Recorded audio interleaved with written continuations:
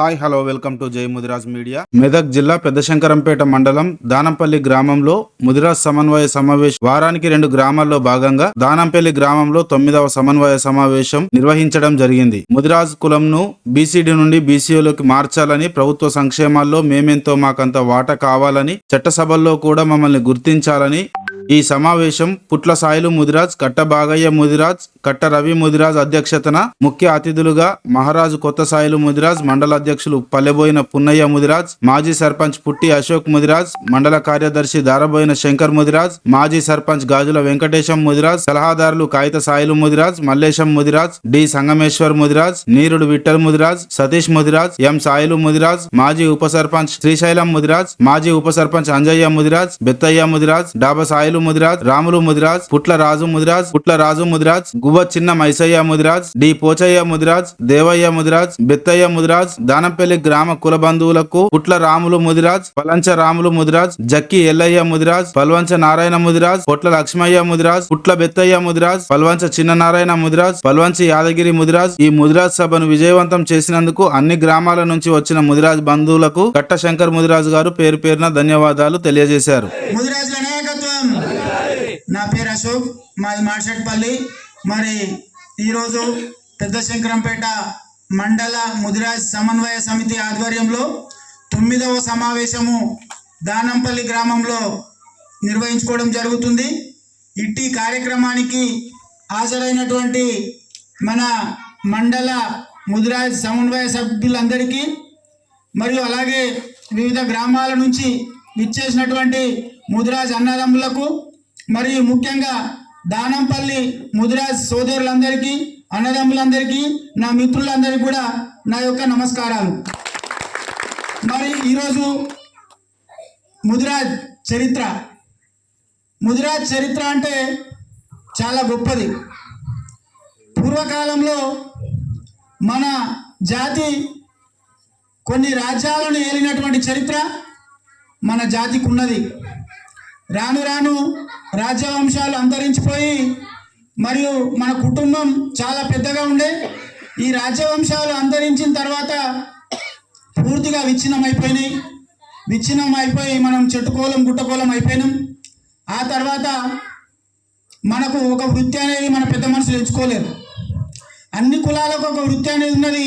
వాళ్ళకు ప్రతి నెల ఆదాయం వచ్చేటటువంటి వృత్తులు వాళ్ళు నేర్చుకున్నారు. మనం ఏంటంటే ఏ పని దొరికితే ఆ పని చేసుకుంటా పోయి చాలా వెనుకబడిపోయినాం.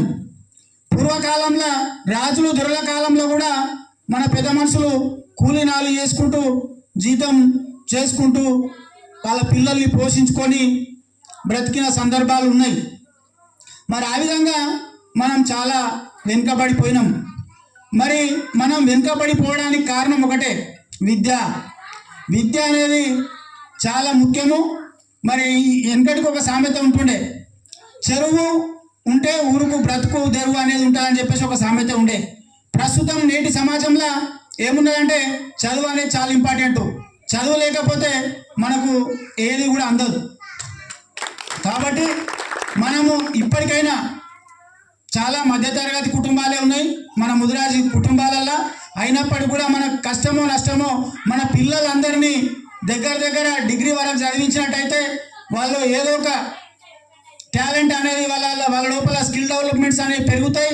వానికి ఉద్యోగము, కొంతమంది చాలా టాలెంట్ ఉన్న విద్యార్థులు ఉంటే వాళ్ళకు ఉద్యోగాలు కూడా వచ్చే అవకాశాలు ఉన్నాయి. ఒకవేళ ఉద్యోగం రాకపోయినా వాళ్ళు వివిధ రంగాలలో వాళ్ళు స్థిరపడడానికి తెలివితేటలు అనేటివి వస్తాయి. కాబట్టి మనందరం మన పిల్లల్ని ముఖ్యంగా చదివించాలి.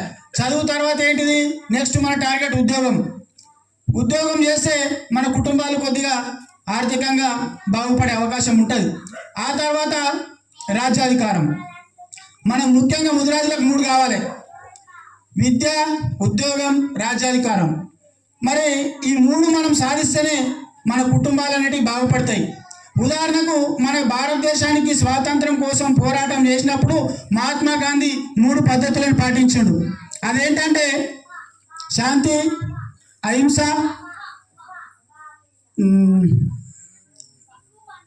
ఇంకోటి ఉంది అది గుర్తొస్తలేదు. 3 పద్ధతులను పాటించి మరి మనకు ఆ 3 పద్ధతుల ద్వారానే ఆ విధానాలను అవలంబించి మనకు స్వాతంత్రం వచ్చింది. అదేవిధంగా మన తెలంగాణ కూడా నీళ్లు నిధులు నియామకాలు అనే 3 పద్ధతుల ద్వారా మనం పోరాటం చేసి తెలంగాణ సాధించుకున్నాం. ఈ రోజు కూడా మన జాతులు బాగుపడాలంటే విద్య, ఉద్యోగం, రాజ్యాధికారం ఈ 3 మనకు సాధ్యమైతేనే మనకు ఖచ్చితంగా మన బతుకులలో వెలుగులు నిండుతాయి. ఈరోజు మన సమస్యలు తీరాలంటే మరి మీద రాజు అనేటువంటి మనోడు ఉండాలి. మీద రాజు అనేటువంటి మనోడు లేకపోతే మన సమస్యలు ఎన్ని రోజులు మనం మొత్తుకున్నా, ఎన్ని మీటింగ్లు పెట్టినా, ఏం చేసినా మన సమస్యలు పరిష్కారం కావు. చట్ట సభలల్లో మనోళ్ళు ఉన్నప్పుడే, ఆ చట్టాలను మనం రాసినప్పుడే మన జాతికి మేలు జరుగుతుంది. మరి అప్పటిదాకా మనకు మేలు జరగదు. ఇవి జరగాలంటే మనం ఏం చేయాలి? ఫస్ట్ కింది నుంచి పునాది వేసుకుంటూ పోవాలి. ఫస్ట్ గ్రామాలలో చైతన్యం రావాలి. ఈ దానంపల్లి గ్రామంలో చైతన్యం వస్తే పక్కకు మార్షెట్పల్లిలో వస్తుంది, మార్షెట్పల్లి వస్తే శివాయపల్లిలో వస్తుంది, శివాయపల్లిలో వస్తే ఒక ఊరిలో ఒక ఊరు చూసుకుంటూ మండలం వస్తుంది, మండలం వస్తే జిల్లా వస్తుంది, జిల్లా వస్తే రాష్ట్రం వస్తుంది. ఆ విధంగా మన అందరం కృషి చేస్తేనే అవుతుంది. మరి మన ఒక్కరితోనే అవుతుందా, మన ఒక్క గ్రామంతోనే అవుతుందా అంటే ఫస్ట్ ఏ అడుగైనా సరే మనం ఒక అడుగేయాలంటే ఫస్ట్ ముందుకు ఒక అడుగేస్తేనే అడుగులో అడుగు వేసుకుంటేనే మనం శంకరంపేట దాకా పోతాం. మన ఒక్కరితోనేమవుతుంది, మన గ్రామంతోనేమవుతుంది, మన మండలంతోనేమవుతుంది అంటే మనం గీనే ఉంటాం. కాబట్టి ఖచ్చితంగా భవిష్యత్తు మనదే. మరి పోతులూరు వీరబ్రహ్మేంద్ర స్వామి కూడా ఒక మాట అన్నాడు. ఏమనంటే కాలజ్ఞానంలో కలియుగంలో రాజులుగా ముదిరాజు కులానికి సంబంధించిన వారే రాజ్యాలను ఏలుతారని చెప్పేసి ఒక మాట అన్నాడు. ఖచ్చితంగా అది జరిగి తీరుతుంది. మరి ఇంకోటి, హనుమంతుడికి చాలా బలం ఉంటుంది, కానీ అతనికి ఒక శాపం వల్ల ఏమవుతుందంటే తన బలాన్ని తను మర్చిపోతాడు. ఉదాహరణకు రావణాసురుడు సీతను లంకకి తీసుకెళ్ళినప్పుడు సముద్రం దాటాలి. సముద్రం దాటే పరిస్థితి వచ్చినప్పుడు అంతా వానరులు ఉంటారు, జాంబవంతుడు ఉంటాడు, ఆంజనేయుడు ఉంటాడు, సుగ్రీవుడు ఉంటాడు, అందరు ఉంటారు. మరి ఇప్పుడు లంకను దాటాలి. మరి ఎవరు దాటగలుగుతారు? ఎవరికి ఉన్నది ఆ శక్తి అంటే జాంబవంతుడు పెద్ద మనిషి అవుతాడు, అప్పటికే చాలా ఏజ్ ఉంటుంది ఆయనకు. మరి నువ్వైతేనే పోతావు అంటే నాతో కాదు, నేను పెద్ద మనిషిని అయినా హనుమంతుడు పోగలుగుతాడు అని చెప్తాడు. హనుమంతుడు పోగలుగుతాడు అంటే హనుమంతుడు అంటాడు, అరే నేను ఈ సముద్రం ఎట్లా దాటుతావు అన్నతో కాదంటాడు. అప్పుడు వాళ్ళు గుర్తు చేస్తారు, నీ చాలా బలం గొప్పది, నువ్వు చాలా మేధావివి, నీకు చాలా తెలివి ఉంది, నీకు ఏదంటే అది నీతో అవుతుంది అని చెప్పేసి చెప్తాడు. అప్పుడు హనుమంతుని బలాన్ని ఎదుటోళ్ళు గుర్తు చేస్తే హనుమంతుడు విజృంభించి ఆయన అవతారం పెద్దగా సముద్రం దాటుకుంటూ పోయి సీత జాడని తెలుసుకొని వస్తాడు. మన బలం కూడా చాలా ఉన్నది మనకు, కానీ మన బలాన్ని మనం గుర్తిస్తలేము. మన బలాన్ని మనం గుర్తించినప్పుడే మనం కూడా అనుకున్నది సాధిస్తాం. కాబట్టి భవిష్యత్తు మనదే ఉంటుంది, ఇందులో ఏమాత్రం డౌట్ లేదు. నేను 8 గ్రామాలు ఖచ్చితంగా ప్రతి గ్రామం అటెండ్ అయినా. ఈరోజు 9వ గ్రామము.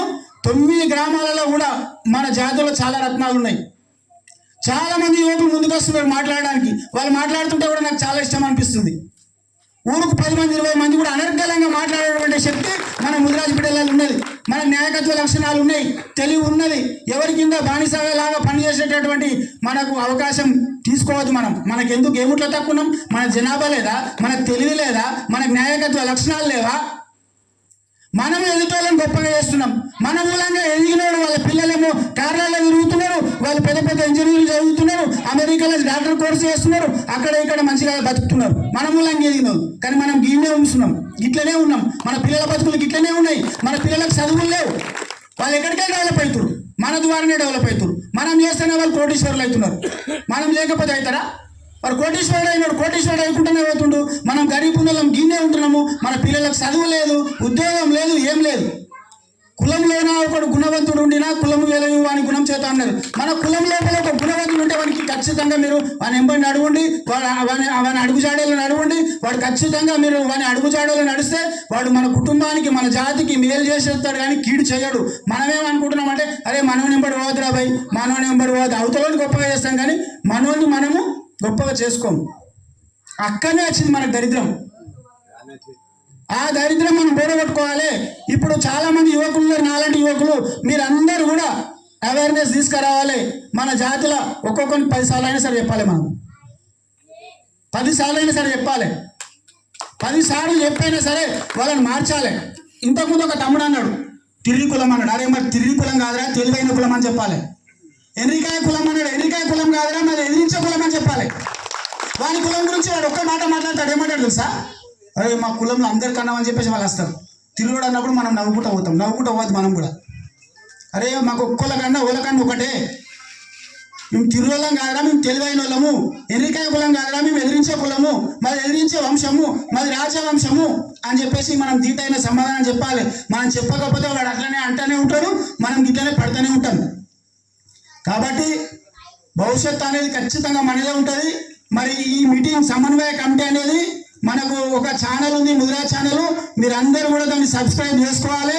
చేసుకుంటే మీకు కూడా అన్ని వార్తలు వస్తాయి, మనకు కూడా అవగాహన అనేది వస్తుంది ఖచ్చితంగా. మరి ఈ ఎఫెక్ట్ మనమే తీసుకున్నాం, రాష్ట్రంలో ఎక్కడ కూడా తీసుకోలేరు ఇవన్నీ సమావేశాలు, ప్రతి గ్రామానికి తిరుగుడు. దీంతో అందరికి ఆలోచన వచ్చింది, అన్ని మండలాలలో చేయాలి, రాష్ట్రంలో చేయాలని చెప్పేసి వచ్చింది. ఈ విధంగా రాష్ట్రంలో మొత్తం కూడా ఇట్లా అవేర్నెస్ పెట్టి అన్ని గ్రామాలలో మీటింగ్ పెడితే ఖచ్చితంగా ప్రభుత్వం కూడా ఇంటెలిజెన్స్ ద్వారా మన రిపోర్ట్ తీసుకుంటుంది.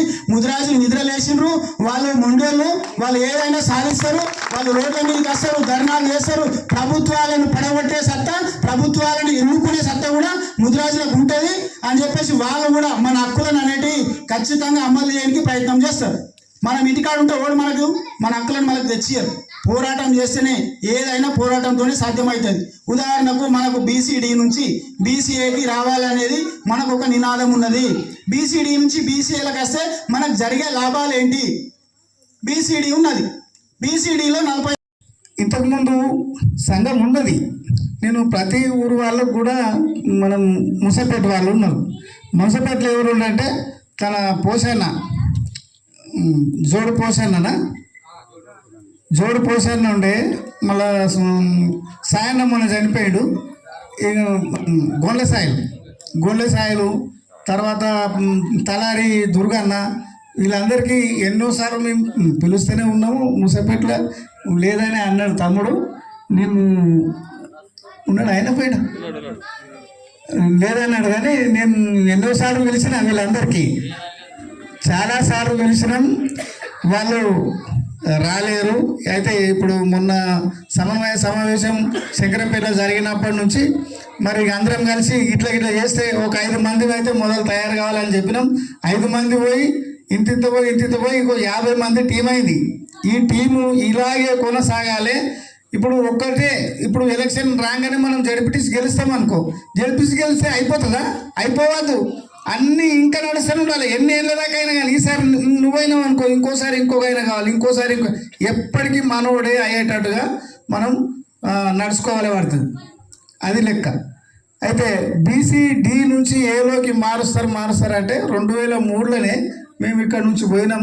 ఇక అయిపోయింది, 2003లోనే అయిపోయింది. ఇక బీసీడీ నుంచి ఏలోకి వచ్చేసింది అంటే ఆ మంచిగా ఖుషిపడి అందరం పోయి జింకాన గ్రౌండ్ మొత్తం నింపి పేద రాజకీయ నాయకునికి ముఖ్యమంత్రికి వచ్చినంత మంది పోయి అది కొన్ని రోజులలో ఆయన ఆ పార్టీ పోయింది. చంద్రబాబు నాయుడు పోయాడు, మళ్ళీ రాజశేఖర రెడ్డి వచ్చింది, కాంగ్రెస్ ప్రభుత్వం వచ్చిన తర్వాత వీళ్ళు ఆ విధంగా వాళ్ళు చూసుకున్నారు కదా. ఈ మంది బాగా వచ్చిన జనాభాను చూసుకొని సరే ఇయ్యాలి, వీళ్ళకి ఇస్తే మన ఎంబడి వీళ్ళు కూడా ఉంటారు, మనకు అండదండలు ఈ ముద్రాలే ఉంటాయని చెప్పేసి వాళ్ళు మనకు బీసీడీ నుంచి ఏలోకి మారిస్తే ఏం చేశారు? 1వ స్థానంలో ఉంచారు. BCA number 1.